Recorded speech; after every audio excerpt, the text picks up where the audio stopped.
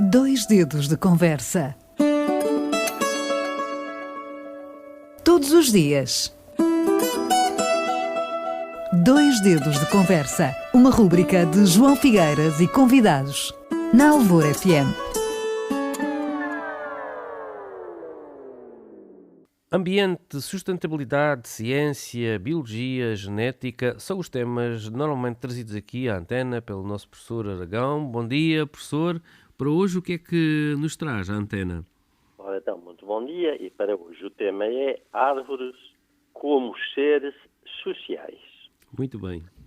Ora, tínhamos falado na comunicação anterior da comunicação entre árvores. Exato. E referimos que a maioria dessa comunicação se processa ao nível das raízes, tendo como meio de ligação entre elas o micélio dos fungos. Por exemplo, só nas raízes de um carvalho há 100 espécies de fungos distintos. Essa associação traz vantagens, claro, quer para as árvores, quer para os fungos. Por exemplo, os fungos filtram os metais pesados que prejudicam as árvores.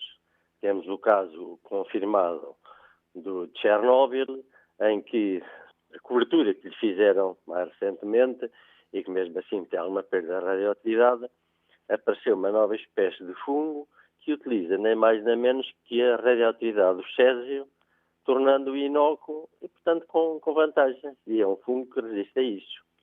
Esse é um exemplo.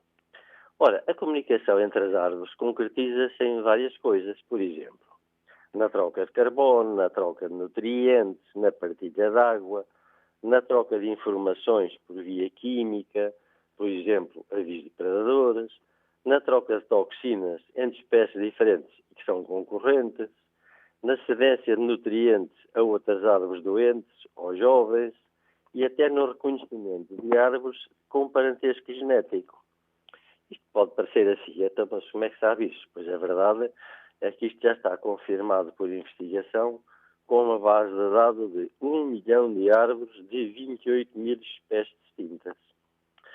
Um caso de exemplo, por exemplo, é uma faia que foi derrubada, pensa-se, há cerca de 400 a 500 anos, e em que a parte interna do tronco, que já está ao nível do solo, desapareceu. Contudo, os bordos exteriores continuam vivos, sem ter qualquer cor verde da clorofila. Isto devido a quê? Às faias vizinhas bombearem a solução de açúcar para esse resto de árvores. Isto é visível e passa-se, pode ser visitado na reserva de Eiffel, na Alemanha. O porquê das árvores serem sociais? Tem apenas de perguntar. Por vivendo juntas são mais resistentes. Não vai além daquilo que acontece com as outras espécies. Por exemplo, atenua o excesso de calor ou excesso de frio, armazenam mais água, aumentam a umidade da atmosfera, atuam conjuntamente contra predadores, partilham os nutrientes. Por uma árvore isolada, por si, não produz um microclima estável.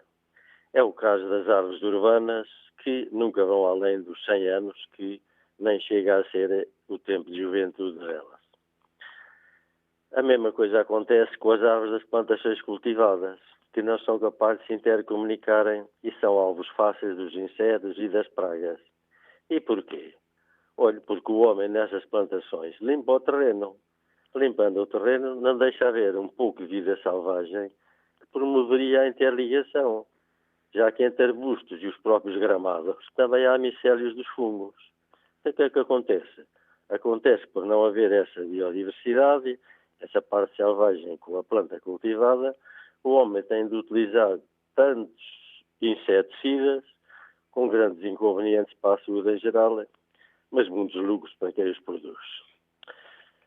Se sermos mais ao pormenor ainda, na intercomunicação dos vegetais, conclui-se que elas se comunicam por meios olfativos, meios visuais, meios elétricos, meios químicos e até sonoros.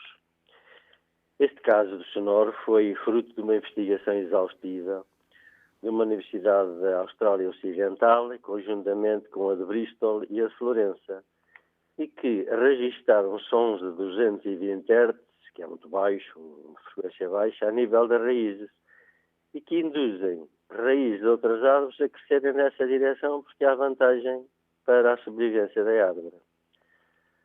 Outra constatação, por exemplo, foi o facto de num conjunto diverso de faias com tronco grosso, outras com tronco fino, umas em solo humoso, outras em pedregoso, umas com muita água disponível, outra com falta dela, pois todas elas produziram a mesma quantidade de açúcar por folha. A única explicação botânica para isto é que o nivelamento foi feito ao nível da raiz, ou seja, quem tem muito dá, quem tem pouco recebe, e todas produzem o mesmo. Quando o homem derruba árvores próximas para dar mais espaço e sol às que ficam, verificou-se experimentalmente que a biomassa total, em vez de aumentar, diminuiu. O que era um contrassenso em relação àquilo que inicialmente pensavam. É que não estava a pensar no nivelamento a nível de raízes, tendo sido interrompido pelo corte de árvores intermédias, cada uma árvores ficou por si. E o ficar por si passou a produzir menos. Podemos dizer assim, entre aspas, grande esperteza humana ao fazerem isso. E depois há mais um caso também muito notável e muito estudado, que é o seguinte. Numa floresta alemã, praticava-se o anulamento, que é a morte lenta da árvore, do descasque, que é para dar mais luz às que ficam. Anos depois, muitas das árvores anuladas continuavam a viver, mesmo sem qualquer alimento para a raiz, por causa da interrupção dos vasos. Investigada a situação, verificou-se que as árvores vizinhas assumiram o fornecimento de nutrientes a essas árvores, possibilitando a sua sobrevivência a longo prazo, e chegaram a refazer os vasos dos condutores cortados. Quem diria? Isto é admirável, não é? Pergunta-se, cada árvore, cada arbusto é só aquela coisa, entre aspas, insensível que apenas nos serve para a lenha, para o mobiliário, para a construção? Não será a alterar e pensar melhor? A bater só por nos incomoda? Olha, fica este pensamento por longe e na próxima abordaremos como é que as árvores geram energia ao longo da sua vida.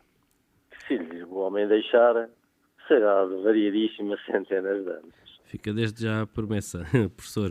Pois era por isso, era esta a ideia de hoje. Um bom ano para si e um grande abraço e tudo bom para 2024. Muito obrigado igualmente. Dois dedos de conversa. Todos os dias. Dois dedos de conversa. Uma rúbrica de João Figueiras e convidados. Na Alvor FM.